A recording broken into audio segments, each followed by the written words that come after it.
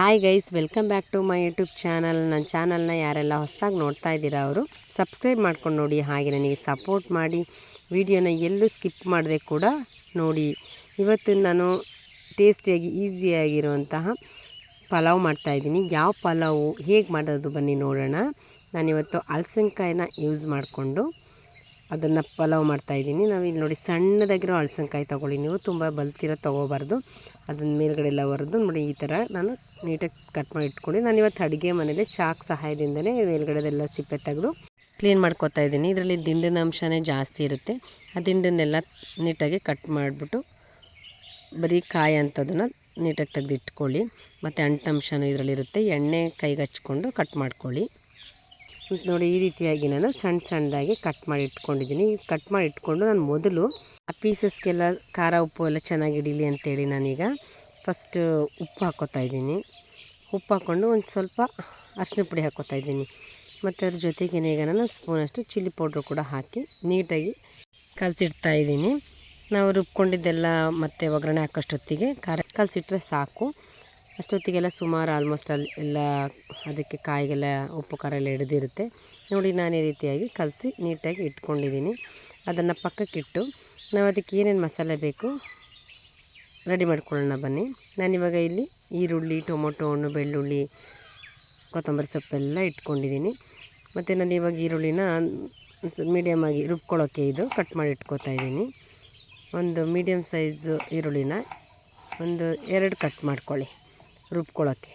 ಮತ್ತು ಈ ಸಣ್ಣದಾಗಿ ಸ್ಲೈಸ್ ಸ್ವಲ್ಪ ಒಗ್ಗರಣೆಗೆ ಒಂದು 2 ಕಟ್ ಮಾಡಿ ಇಟ್ಕೊಳ್ಳಿ. ಮತ್ತು ನಾನು ಒಂದೆರಡು ಬೆಳ್ಳುಳ್ಳಿನೂ ಕೂಡ ಬಿಡಿಸಿಟ್ಕೊಂಡಿದ್ದೀನಿ. ಇಲ್ಲಿ ಕೊತ್ತಂಬರಿ ಸೊಪ್ಪು ನಮ್ಮದು ನಾನೇ ಬೆಳೆದಿರುವಂತಹ ಕೊತ್ತಂಬರಿ ಸೊಪ್ಪು ಮತ್ತು ಮೆಂತ್ಯ ಸೊಪ್ಪು ಎಷ್ಟು ಫ್ರೆಶ್ಶಾಗಿ ಎಷ್ಟು ಚೆನ್ನಾಗಿದೆ ನೋಡಿ, ನಾನೇ ಬೆಳೆದಿರುವಂಥದ್ದು. ಅದನ್ನು ಇವತ್ತು ನಾನು ಹಲಸಿನಕಾಯಿ ಪಲಾವ್ಗೆ ಹಾಕಿ ಮಾಡೋಣ ಅಂಥೇಳಿ ಕಿತ್ಕೊಂಡು ಬಂದು ಕ್ಲೀನ್ ಮಾಡಿ ಇಟ್ಕೊಂಡಿದ್ದೀನಿ, ಕಟ್ ಮಾಡಿ ಕೂಡ. ಇದನ್ನೆಲ್ಲ ಇವಾಗ ನಾವು ಈರುಳ್ಳಿ ಬೆಳ್ಳುಳ್ಳಿಯಲ್ಲಿ ಹಾಕ್ಕೊಂಡು ಪೇಸ್ಟ್ ಮಾಡ್ಕೊಳ್ಳೋಣ. ಮತ್ತು ಟೊಮೊಟೊನೂ ಕೂಡ ನಾನು ಒಂದು 3 ತೊಗೊಂಡಿದ್ದೀನಿ. ಅದನ್ನು ಅಷ್ಟೇ ನಾನು ಇದನ್ನು ರುಬ್ಬಕ್ಕೆ ಹಾಕ್ಕೊಳ್ಳೋಣ ಅಂತೇಳಿ ಕಟ್ ಮಾಡ್ಕೋತಾ ಇದ್ದೀನಿ. ದಪ್ಪದಾಗೇ ಹಚ್ಚಿಟ್ಕೊಳ್ಳಿ. ಇವಾಗ ಇದನ್ನೆಲ್ಲ ರುಬ್ಕೊಳ್ಳೋಣ ಬನ್ನಿ. ರುಬ್ಬಕ್ಕೆ ಏನೇನು ಹಾಕೋದು ಅಂತ ಅಂದರೆ, ಜಾರ್ ತೊಗೊಂಡು ಹಚ್ಚಿಟ್ಕೊಂಡಿದ್ನೆಲ್ಲ ದಪ್ಪದಾಗಿ ಆ ಈರುಳ್ಳಿನ ಹಾಕೋತಾ ಇದ್ದೀನಿ. ನೀವು ಎಷ್ಟು ಕ್ವಾಂಟಿಟಿಗೆ ವೈಸ್ ನೋಡಿಕೊಂಡು ಮಾಡ್ಕೊಳ್ಳಿ. ಎಷ್ಟು ಜನಕ್ಕೆ ಎಷ್ಟು ಪಾವ್ ಅಕ್ಕಿ ಮಾಡ್ಕೋತೀರಾ, ಎಷ್ಟು ಜನಕ್ಕೆ ಹಾಕೋತೀರಾ ಅನ್ನೋದ್ರ ಬಗ್ಗೆ ನೋಡಿಕೊಂಡು ಈರುಳ್ಳಿ ಬೆಳ್ಳುಳ್ಳಿ ಹಾಕ್ಕೊಳ್ಳಿ. ನಾನಿಲ್ಲಿ ಬೆಳ್ಳುಳ್ಳಿನೂ ಅಷ್ಟೇ ಒಂದು ದಪ್ಪದ ಉಂಡೆ ಅಷ್ಟು ಹಾಕ್ಕೊಂಡಿದ್ದೀನಿ. ಮತ್ತು ಕೊತ್ತಂಬರಿ ಸೊಪ್ಪನ್ನು ಕೂಡ ಹಾಕ್ಕೊಂಡಿದ್ದೀನಿ. ಮತ್ತು ಇಲ್ಲಿ ನಾನು 1-2 ಪೀಸ್ ಚಕ್ಕೆ, 1-2 ಲವಂಗ, 1-2 ಏಲಕ್ಕಿ ಮತ್ತು ಪತ್ರೆನೂ ಕೂಡ ಹಾಕ್ಕೊಂಡಿದ್ದೀನಿ. ಚೆನ್ನಾಗಿರುತ್ತೆ ಟೇಸ್ಟ್ ಅಂತೇಳಿ. ನೀವು ಅನಾನಸು ಇದ್ರೂ ಕೂಡ ಹಾಕ್ಕೋಬೋದು ರುಬ್ಬಕ್ಕೆ. ನಾನು ಇಷ್ಟು ಹಾಕ್ಕೊಂಡಿದ್ದೀನಿ. ಮತ್ತು ಶುಂಠಿನೂ ಕೂಡ ಒಂದು 3-4 ಪೀಸಷ್ಟು ಚಿಕ್ಕ ಪೀಸಸ್ ಹಾಕ್ಕೊಂಡಿದ್ದೀನಿ.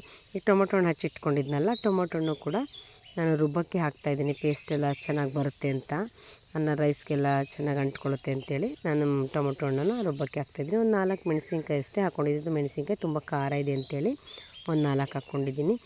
ನೀವು ಬೇಕಂದರೆ ಟೊಮೊಟೊ ಹಣ್ಣನ್ನ ಕಟ್ ಮಾಡೋ ಕೂಡ ಹಾಕ್ಕೋಬೋದು. ನಾನಿಲ್ಲಿ ಪೇಸ್ಟ್ ಮಾಡೋಕ್ಕೆ ಹಾಕ್ಕೋತಾ ಇದ್ದೀನಿ ಅಷ್ಟೇ. ಇವಾಗ ಇದನ್ನು ಪೇಸ್ಟ್ ಮಾಡಿ ಇಟ್ಕೊಂಡಿದ್ದೀನಿ ನೋಡಿ. ನಾನು ಖಾರ ಯಾಕಂದರೆ ನಾನು ಸ್ವಲ್ಪ ಅದರಲ್ಲೂ ಕಾಯಲ್ಲೂ ಕಲಸಿಟ್ಟಿದ್ದೀನಲ್ವ, ಹಾಗಾಗಿ ಮೆಣಸಿನ್ಕಾಯಿ ಸ್ವಲ್ಪ ಹಾಕ್ಕೊಂಡಿದ್ದೀನಿ. ನಾನಿವಾಗ ಒಂದು ಕುಕ್ಕರ್ನ ಕಾಯಕ್ಕಿಟ್ಟು ಅದಕ್ಕೆ ನಾನು ಇಲ್ಲಿ ಯೂಸ್ ಮಾಡಿರೋ ಎಣ್ಣೆ ಕೊಬ್ಬರಿ ಎಣ್ಣೆ ಹಾಕ್ಕೊಂಡಿದ್ದೀನಿ. ಎಣ್ಣೆ ಕಾದ ನಂತರ 1-2 ಪೀಸು ಪಲಾವ್ ಎಲೆ, ಚಕ್ಕೆ ಪೀಸಸ್ ಒಂದೆರಡು ಏಲಕ್ಕಿ ಕೂಡ ಹಾಕ್ಕೊಂಡು ಚಿಕ್ಕದಾಗಿ ಹಚ್ಕೊಂಡು ಇಟ್ಕೊಂಡಿದ್ನಲ್ಲ ಈರುಳ್ಳಿ, ಅದನ್ನು ಕೂಡ ಹಾಕ್ಕೊಂಡು ಒಂದು 2-3 ಸೆಕೆಂಡು ಫ್ರೈ ಮಾಡ್ಕೊಳ್ಳಿ. ಅದು ಬ್ರೌನ್ ಕಲರ್ ಬರೋವರೆಗೂ ಹಾಕ್ಕೊಳ್ಳಿ. ನಾನಿಲ್ಲಿ ಕಸ್ತೂರಿ ಮೆಥಿ ಯೂಸ್ ಮಾಡ್ತಿದ್ದೆ. ಅವ್ರು ಇವತ್ತು ಕಸ್ತೂರಿ ಮೆಥಿ ಯೂಸ್ ಮಾಡ್ತಾಯಿದ್ದೆ, ಯಾಕಂದರೆ ನಾನು ಮೆಂತ್ಯ ಸೊಪ್ಪನ್ನೇ ಹಾಕ್ತಾಯಿದ್ದೀನಲ್ವ, ಹಾಗಾಗಿ ಕಸ್ತೂರಿ ಮೆಥಿ ಹಾಕಿದ್ರೆ ಸ್ಮೆಲ್ ಏನೋ ಒಂಥರ ಟೇಸ್ಟ್ ಚೆನ್ನಾಗಿರುತ್ತೆ. ಇವಾಗ ನಾನು ಕಲಸಿಟ್ಟಿದ್ನಲ್ಲ ಹಲಸಿನಕಾಯ್ದು, ಖಾರ ಎಲ್ಲ ಹಿಡ್ದಿದೆ ಚೆನ್ನಾಗಿ. ಇದನ್ನು ಹಾಕಿ ಸ್ವಲ್ಪ ಈರುಳ್ಳಿ ಬ್ರೌನ್ ಕಲರ್ ಆದಮೇಲೆ 1-2 ಸೆಕೆಂಡ್ ಹಾಗೆ ಫ್ರೈ ಮಾಡ್ಕೊಳ್ಳಿ. ಹಸಿ ವಾಸನೆ ಹೋಗೋವರೆಗೆ. ಒಂಥರ ಖಾರ ಎಲ್ಲ ಹಾಕಿಟ್ಟಿದ್ವಲ್ಲ, ಅದ್ರ ಜೊತೆಗೆ ಮೆಂತ್ಯ ಸೊಪ್ಪು ಕೂಡ ಕಟ್ ಮಾಡಿ ಇಟ್ಕೊಂಡು ಅದನ್ನು ಹಾಕ್ಕೊಂಡು 1-2 ಸೆಕೆಂಡ್ ಹಾಗೆ ಎಣ್ಣೆ ಹಾಕಿದ್ವಲ್ಲ, ಕೊಬ್ಬರಿ ಎಣ್ಣೆ ಸ್ಮೆಲ್ ಏನೋ ತುಂಬ ಚೆನ್ನಾಗಿ ಬಂದಿದೆ. ಅದನ್ನು ಹಾಗೆ ಫ್ರೈ ಮಾಡಿಕೊಂಡು ರುಬ್ಬಿಟ್ಕೊಂಡಿದ್ನಲ್ಲ ಆ ಮಸಾಲೆನೂ ಕೂಡ ಹಾಕ್ಕೊಂಡು ಎಣ್ಣೆಯಲ್ಲೇ 1-2 ಸೆಕೆಂಡು ನೀರು ಹಾಕಿದ ತಕ್ಷಣ ಹೋಗಬೇಡಿ, ಹಿಂಗೆ ರೋಸ್ಟ್ ಮಾಡ್ಕೊಳ್ಳಿ. ನೀವು ಮಾಡಿ ನೋಡಿ, ನಾವು ಎಷ್ಟು ಇದು ಮಾಡ್ತೀವೋ ರೋಸ್ಟ್ ಥರ ಮಾಡ್ತೀವೋ ತುಂಬ ಚೆನ್ನಾಗಿರುತ್ತೆ. ನಾನು ಇದ್ರ ಜೊತೆಯೇ ಸ್ವಲ್ಪ ಉಪ್ಪು ಕೂಡ ಹಾಕ್ಕೋತಾ ಇದ್ದೀನಿ. ಉಪ್ಪು ಸ್ವಲ್ಪನೇ ಹಾಕ್ಕೊಂಡಿರಿ, ಯಾಕಂದರೆ ನಾನು ಕಾಯಲ್ಲಿ ಆಲ್ರೆಡಿ ಕಲಸಿಟ್ಟಿದ್ನಲ್ವ, ಅದಕ್ಕಾಗಿ ಸ್ವಲ್ಪನೇ ಉಪ್ಪು ಹಾಕ್ಕೋತಾ ಇದ್ದೀನಿ. ಇವಾಗ ನೀವು ಎಷ್ಟು ಅಕ್ಕಿ ಹಾಕ್ಕೋತೀರ ಆ ಥರ ನೋಡಿಕೊಂಡು ನೀವು ನೀರನ್ನು ಕೂಡ ಈಗ ಹಾಕ್ಕೊಳ್ಳಿ. ಅದೆಲ್ಲ ಮಸಾಲೆ ಎಲ್ಲ ಹುರಿದಾದ್ಮೇಲೆ ನಾನಿಲ್ಲಿ 1.5 ಪಾವಷ್ಟು ಅಕ್ಕಿ ಹಾಕೋತಾ ಇದ್ದೆ. ಹಾಗಾಗಿ ನಾನಿಲ್ಲಿ ಅದರ ಡಬ್ಬಲ್ ಹಾಕ್ಕೊಂಡಿದ್ದೀನಿ. ನೀರನ್ನ ಹಾಕ್ಕೊಂಡು ಮತ್ತು ಇಲ್ಲಿ ಈಸ್ಟರ್ನ್ ಗರಂ ಮಸಾಲನ ಸ್ವಲ್ಪ ಹಾಕ್ತಾಯಿದ್ದೀನಿ. ನಾನು ಇನ್ಯಾವ ಬೇರೆ ಪೌಡರ್ಗಳನ್ನ ಯೂಸ್ ಮಾಡಿಲ್ಲ. ಗರಂ ಮಸಾಲ ಸ್ವಲ್ಪ ಹಾಕ್ಕೊಂಡು ನೋಡಿ, ನೀರು ಕುದ್ದ ನಂತರ ಆಮೇಲೆ ನಾನು ಅಕ್ಕಿ ತೊಳೆದಿಟ್ಕೊಂಡಿದ್ನಲ್ಲ ಅದನ್ನು ಹಾಕೋತಾ ಇದ್ದೀನಿ. ನೀರು ಕುದ್ದ ಮೇಲೆ ಹಾಕ್ಕೊಂಡ್ರೆ ಚೆನ್ನಾಗಿರೋದು, ತಳನೂ ಕೂಡ ಹಿಡಿಯಲ್ಲ. ಹಾಗಾಗಿ ನಾನು ನೀರೆಲ್ಲ ಚೆನ್ನಾಗಿ ಕುದ್ದ ಮೇಲೆ ಆಮೇಲೆ ಅಕ್ಕಿ ಹಾಕ್ಕೊಂಡೆ. ಅಕ್ಕಿ ಹಾಕ್ಕೊಂಡ ನಂತರನೂ ಅದು ನೀವು ಕ್ಯಾಪ್ ಹಾಕಬೇಕಾದ್ರೆ ನೀರು ನೋಡಿ ಈ ಥರ ಚೆನ್ನಾಗಿ ಕುದ್ದ ಮೇಲೆ ಹಾಕ್ಕೊಳ್ಳಿ. ಒಂದು ಸಲ ಮೇಲೆ ಕೆಳಗೆಲ್ಲ ತಿರುಗಿದ್ಮೇಲೆ ಆಮೇಲೆ ಕ್ಯಾಪ್ ಹಾಕ್ಕೊಂಡು ವಿಜಲ್ ಕೂಗಿಸ್ಕೊಳ್ಳಿ. ನಾನು 1 ವಿಜಲ್ ಅಷ್ಟೇ ಕೂಗಿಸ್ಕೊಂಡಿದ್ದೀನಿ. ನೋಡಿ ಇವಾಗೆಲ್ಲ ಹಲಸಿನಕಾಯಿ ಎಲ್ಲ ತುಂಬ ಚೆನ್ನಾಗಿ ಬೆಂದಿರುತ್ತೆ, ಬೇಗನೂ ಬೇಯುತ್ತೆ ಹಲಸಿನಕಾಯಿನೂ ಕೂಡ. ನೋಡಿ ಈಗ ಎಷ್ಟು ಸಖತ್ತಾಗಿದೆ ಅಂದರೆ ತುಂಬ ಚೆನ್ನಾಗಿದೆ. ಒಂದು ಸಲ ಎಲ್ಲ ಮೇಲೆ ಕೆಳಗೆ ಎಲ್ಲ ತಿರುವು ಹಾಕ್ಕೊಳ್ಳಿ. ತುಂಬ ಚೆನ್ನಾಗಿ ಬಂದಿದೆ. ಮತ್ತು ನಾನು ಮೇಲ್ಗಡೆ ಒಂದು ಅರ್ಧ ಹೋಳಷ್ಟು ನಿಂಬೆಹಣ್ಣನ್ನು ಹಿಂಡ್ತಾ ಇದ್ದೀನಿ. ಜೊತೆಗೆ ನಾನು 1 ಸ್ಪೂನಷ್ಟು ತುಪ್ಪನೂ ಹಾಕೋತಾ ಇದ್ದೀನಿ. ಹಾಕಿ ಎಲ್ಲ ಮಿಕ್ಸ್ ಮಾಡಿ 1-2 ನಿಮಿಷ ಕ್ಯಾಪ್ನ ಕ್ಲೋಸ್ ಮಾಡಿ ಇಡಿ. ತುಂಬ ಚೆನ್ನಾಗಾಗಿರುತ್ತೆ.